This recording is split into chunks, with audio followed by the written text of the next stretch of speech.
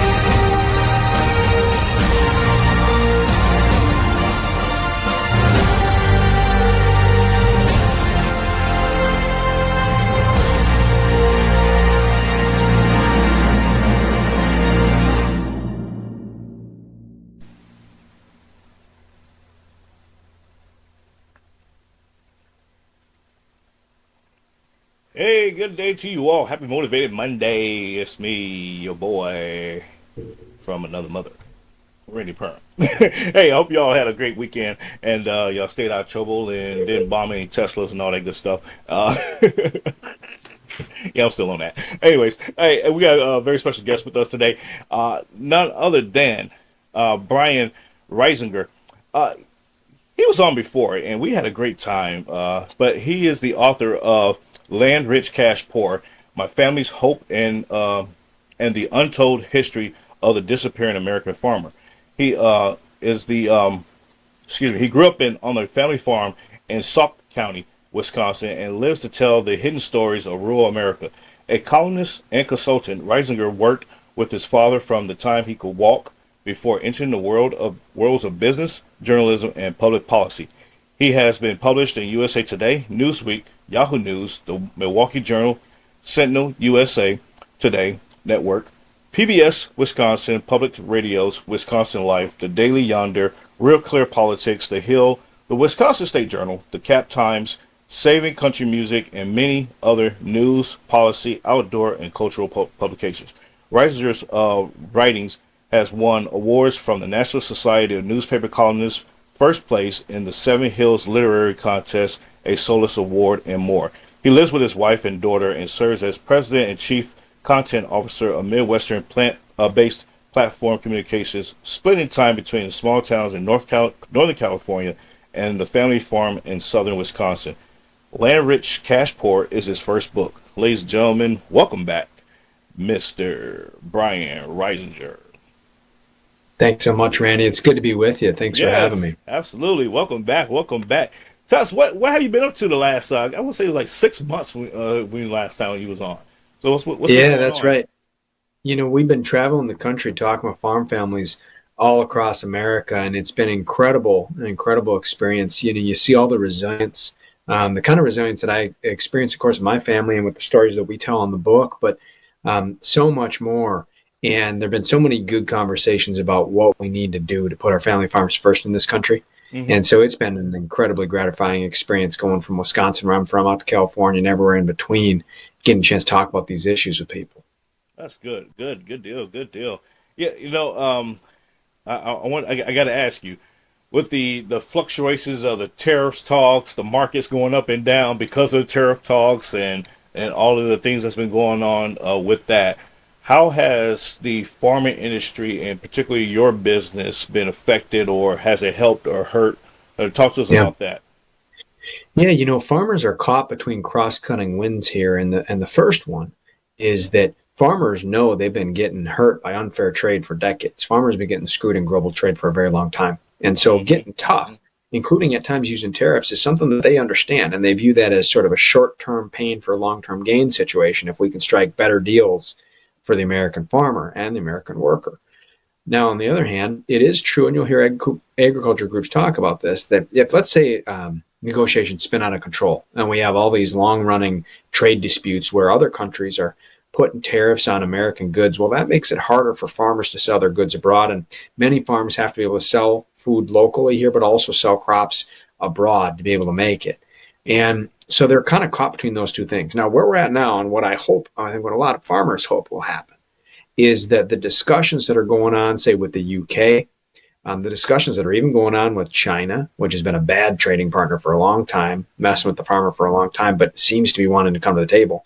If we can have those deals result in deals that put family farms first, there's an opportunity for our farms to be able to benefit from the situation, and especially if we can increase the number of trade deals that we have with fair markets. Because what that'll allow is it'll allow us to not be held hostage by any one trading partner like China, which has for a long time bought up so many American agriculture goods that farms really depend on China. And then they will dump American agriculture products to depress the price. So the more fair markets we can open up across the country, the less we'll be hostage to an adversary like China, that even if they do get a little more fair, even if they do strike a better deal with America, it's still not going to be in our benefit to have any one country able to kind of control our fate. Right, right. And that's kind of the thing that we're dealing with down here in Texas right now is there's some legislation that passed in the Texas House here, and it's dealing with basically banning foreigners. I'm not going to say just Mm. Chinese because it's foreigners in general from buying Texas land, and Yeah. it's to catalyze that particular purpose, and because of the farming and the scarcity of that, and then there's also some nefarious activities that's been captured with buying land around or close to military bases and feeding that information up to China and what have you. So we put a stop to that down here, and now it's racist to not let foreigners buy land. So go figure. But U.S. Senator Roger Marshall and out of Kansas there, and Senator Joni Ernst out of Iowa, they introduced some legislation there in the Senate to streamline the Conservation Practices Standards Act. Uh, I'm always hesitant when I hear streamline coming out of the government's mouth, because that's usually incurring more pricing, or I should say, increases the prices of the services, and it's passed off onto the consumers. So for this instance, this sounds like a good thing. And I know coming out of the farming industry, you're probably like, yes, finally, something for us. Talk to us about this Conservation Practice Standards Act and how that is that a favorable thing, or is that something that's going to potentially hurt farmers? Well, you're so right that usually when the government says they're about to help with something, it's maybe going to go the other way. Yeah. The reality of the situation is if we can have a bipartisan change in policy, they can streamline, or I'll say just deregulate and get Yeah. government programs out of the way. Make sure the ones that are there are functioning properly, and make sure that any that are standing in the way or making things harder that we get rid of them. That can be a good thing for the American farmer. Here's the reality of so much government regulation. It oftentimes is aimed at some of the bigger players, but it ends up hurting, especially the smallest farmers, the most. And Mm, so, because they don't have the money or the lobbyists or the accountants or the lawyers to go and navigate all that stuff. And so, if we can find a way to reduce that burden, the cost, those regulations, that can have a big impact. And here's the really the best part about it: if we can have a good legislation that can do that around conservation, that means that farms can be helping more than they already do preserve our natural resources. In this country, we oftentimes have farmers and environmentalists kind of at each other's throats, firing back and forth. The reality is that nobody cares more about clean soil or abundant supplies of clean water than the American farmer. right. And so, Yeah. if we can have farmers and people who care about the environment working together to conserve our natural resources, we can solve a lot of problems in this country. I agree. And a lot of people think that the like just to your point, like farmers don't care about conservation. They just want to shoot a hog and cut up the bacon and get it out to the market. They don't care about anything else in between that. And it's not true. They want. And I talk to farmers in my district here, and they want clean. They need clean water. They have to have water. That's the number one thing. They gotta have clean water. They gotta have a clean pastures for the brush and for the barrel hay and all that. All that stuff has to be in good, clean working order in order to have a successful farm. And for these, I'm not gonna say tree huggers, but for these conservation nuts out there that think opposite of that, they think like, oh, well, you don't care about the environment. It's like, that's not true. Go work at a farm. I mean, yeah, it may be like when you step onto a farm, especially a very active farm. Yeah, it may be a lot of, I guess you would say, chaos going on. It's stink. Got cow manure everywhere. You got, yeah, I get, yeah, it's a little messy, but it's clean mess. It's weird to say clean mess, but it's a clean mess. It's like, it's you're dealing with animals. Like, what you expect. Yeah.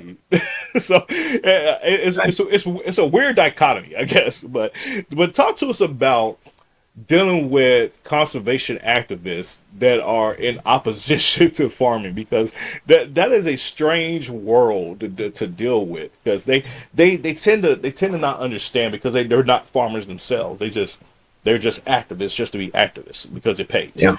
Talk to us about that. Well, it's very easy to roll up to a farm and see them hauling manure out from the barn, or see something happening as far as an animal, say it's butcher time, stuff like that, and take things out of context and misunderstand.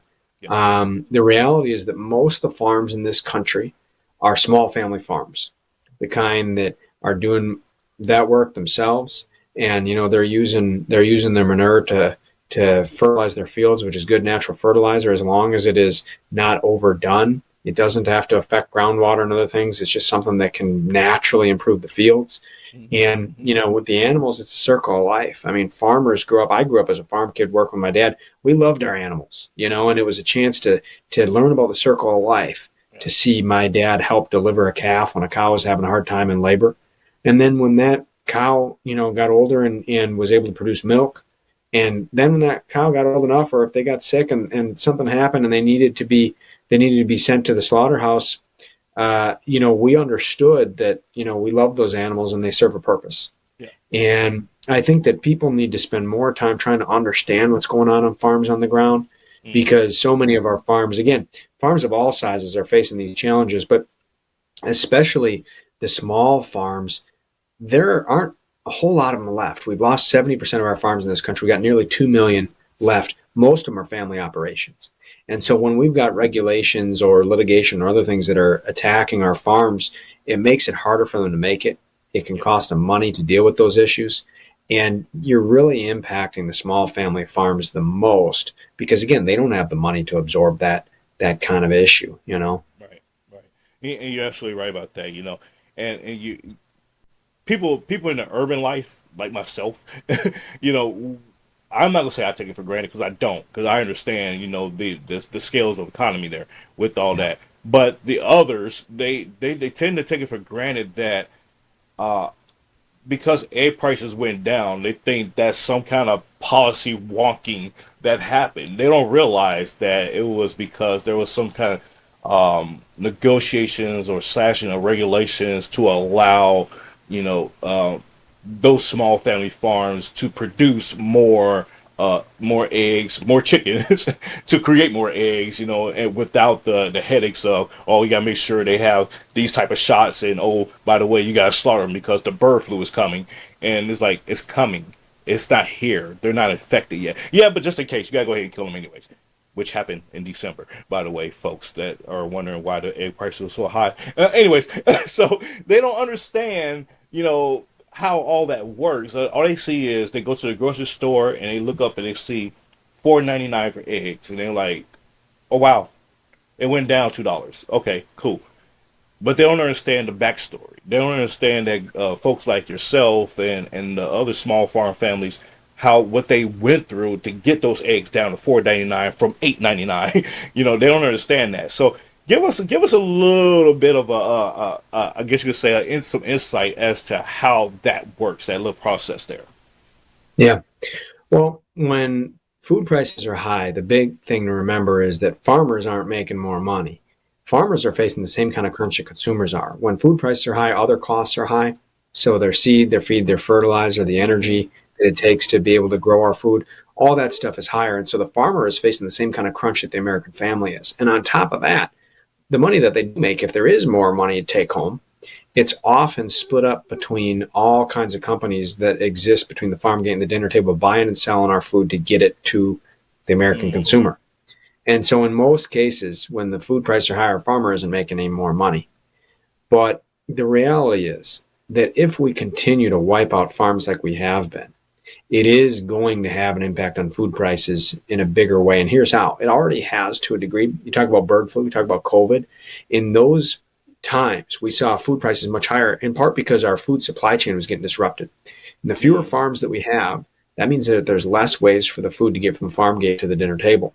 We need as many farms as possible, growing as much food as possible that can get to the American consumer as many ways as possible. So that if you have one great big distribution center go down, it doesn't have an outsized impact on the supply of our food, which is what was happening during COVID and during bird flu. And so if we continue to wipe out our farms, we're going to continue to make our food supply chain more vulnerable. The Mm. other thing is you're going to continue to harm productivity. American agricultural productivity has been a proud tradition in this country, but it has been slowing. Innovation has been slowing down because so much of our technology is leaving our small farms behind. So if we keep hammering an industry like this, losing farms at the rate of 45,000 per year, we are going to continue to have bigger problems with our supply chain, and that means higher food prices and less food security for every American family. Mm. Yeah, and you're absolutely right about that. And I want to ask you, speaking of production plants, how what is the, I guess you could say, the standard way of supply chains, rather, not production plants, the supply chain. What is the I guess you say the standard method of transportation for farmers to get from gate to market? Yep. How's that look? Generally, if you've got uh, food, crops, or products going from the farmer to the consumer, there's a whole lot of trucking in between and sometimes rail. So you'll have it's mainly trucking that picks up the milk, picks up the livestock, picks up the produce, and takes it oftentimes to a processing plant of some kind. And then it may go to another plant or it may go through a distribution center.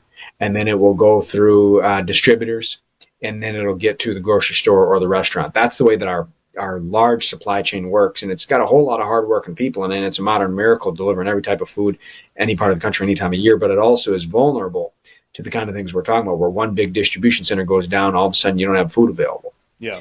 There's also additional supply chain that goes on from farmers more directly to consumers. If you buy at a farmer's market or you buy directly from a farmer, and in those cases, there's usually trucking involved then too. Hmm. And I asked that because, going President Trump discussed how the supply chain in America was needing work, and we're seeing evidence of that because here in Texas, even like on 35, I-35 is constantly under construction, and so that creates this jam constantly. So there's a delay, there's a transportation delay, obviously, and then you have reckless drivers out there creating these wrecks. It was just two or three wrecks over the week, this past week with the, you see stuff, just sprawled throughout the highway. So that's lost cargo, and that affects industry of some kind, and what have you. So it's a wonder to me that when that happens, there's obviously a disruption, yes, but then now there's a forced price index increase because there's a shortage because of that cargo that got lost. So it's like, okay, now supply and demand the supply has decreased, demand has increased, so now there's going to be a price increase. And a lot of people don't understand the economics of that, and so that's why I asked that question, because it's like, how do we mitigate the supply issue, the transportation, that movement of these goods when you have stuff like that going on? It's Yeah, one of those things. It's a crazy thing.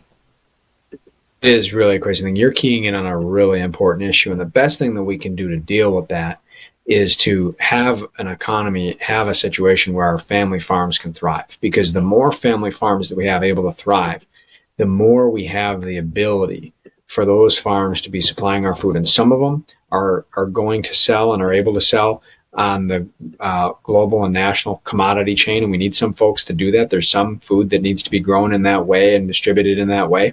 Hmm. And then some of them can be growing food in a way that is more direct to the consumer.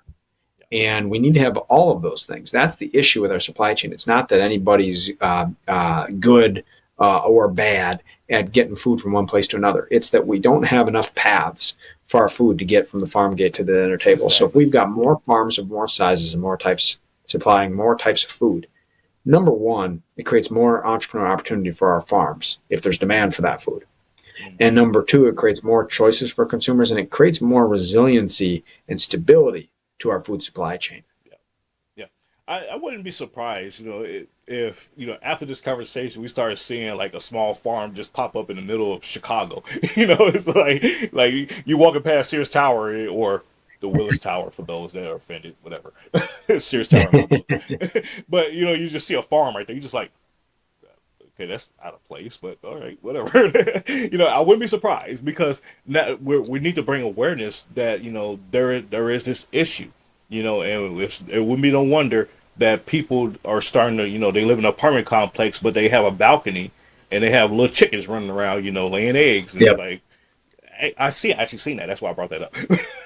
And I was like, clever bastard. but but people are doing that these days. They're being innovative and trying to be self reliant in the most craziest places because they recognize that hey, there is a problem that my government, whether that's local, state, or federal, is not addressing. So I have to go out of my way to address these problems myself.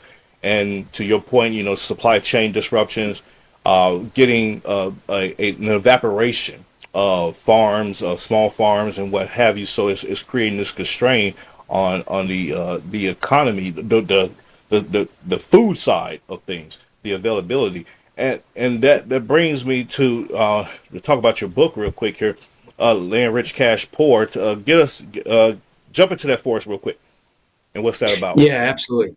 Yeah, so land rich cash poor is really the story of why are our farms disappearing. We examine the hidden areas of history driving the disappearance of so many of our family farms, and we look at what is the impact that's having, and then we weave that with my family's story, stories of survival from the Great Depression on up through today. And we've got stories of economic upheaval, of tragic farmland accidents, weather that blesses and threatens. And this is just like any farm family. These are the kinds of things that farm families are always living through. And maybe the difference for us is just that we decide to pick our heads up from the work for just a moment to tell our story. And so that's what we do with Land Rich Cash Poor. And my hope is that by telling an honest story about the challenges and the triumphs of a farm family through generations, we can get people's interest and attention on this issue, and we can do something about trying to find a way for our family farms going forward. Hmm. Yeah, no, absolutely. You're absolutely right about that. And ladies and gentlemen, for the listeners out there, Land Rich Cash Poor, you can pick it up on Amazon, of course, and you can go to Brian Reisinger, well, Brian Dash Reisinger. That's Reisinger.com, and check out his website there and order the book from there as well. And Brian, before I let you go, tell people how they can follow you and support you, sir. Yeah, absolutely. Well, in addition to jumping on my website, as you said, brian-reisinger.com, Reisinger.com, I'm also on X at Brian J. Reisinger, and we're constantly spreading the word about what's going on with our farm families and what we can do about it. So I appreciate anybody who wants to, get the word out about these issues. Yes, absolutely, absolutely, Brian. Thank you so much. I know you gotta get out of here, and I will catch you later on. You're more than welcome to come back anytime, as always. It was good catching up with you. Tell the family I said hello, and like I said, We'll do. every time I think about Wisconsin, I think about milk, cheese, and beer. I just don't see farming up there. I'm still on that. Well, we're proud to have you up there for any of those things anytime. So I appreciate it, Yes, Randy. absolutely. All right, you take care, Brian. I'll see you soon. You Yeah, all too. right. God Bye bless. bye. Take care. Bye bye. Ladies Hey. and gentlemen, Brian Reisinger, a great guy. Love talking with him. Hey, but farming on a serious tip, farming is a very very important thing that we tend to take for granted, like we were just talking about, and a lot of people, especially urbanites, they don't really understand the mechanisms behind it. I live both in urban and in rural areas, and so I tend to have a little bit more of a I guess you say, a gravitas towards those things.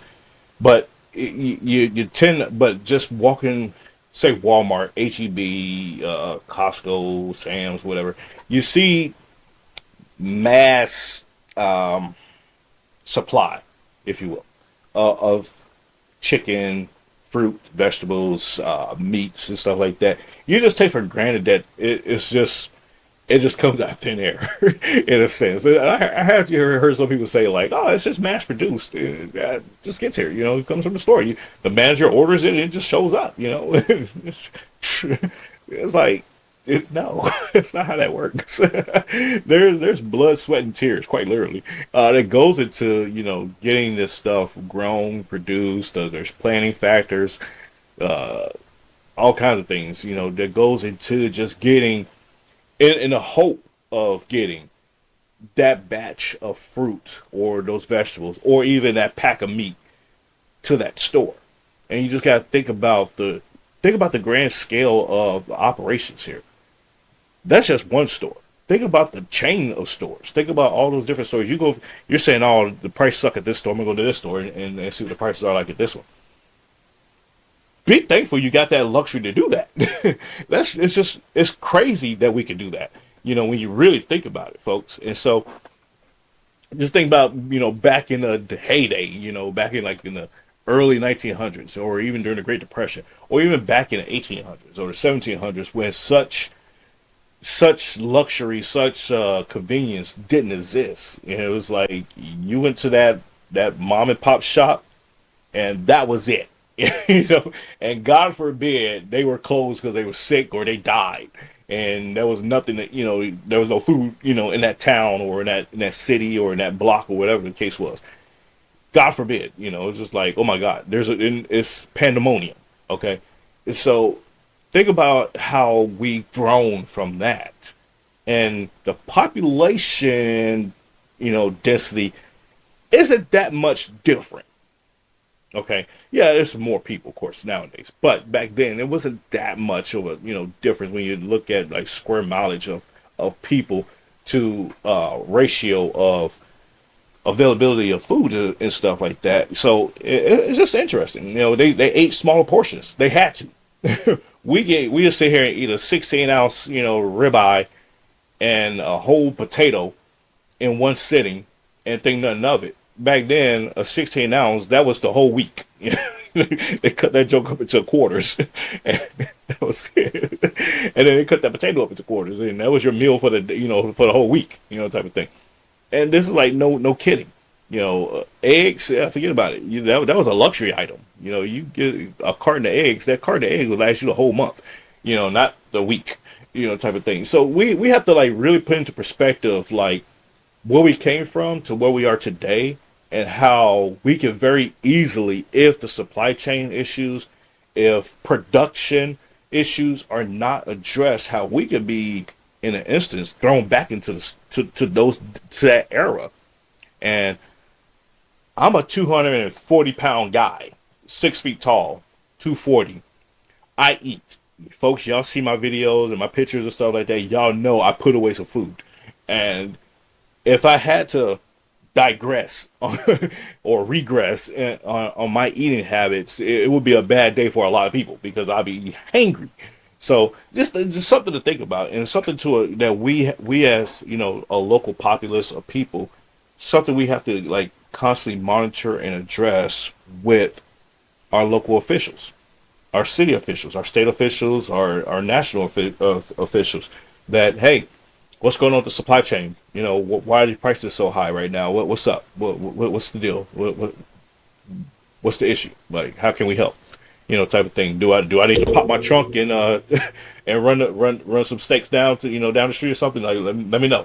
Type of thing. So people do that, but that's what we have to be. We have to be like civically engaged in our way of life, and we have to be cognizant of that. So I'm gonna jump off my soapbox now, folks. But once again, you go to Brian Reisinger, Brian-Reisinger.com, and check out his website.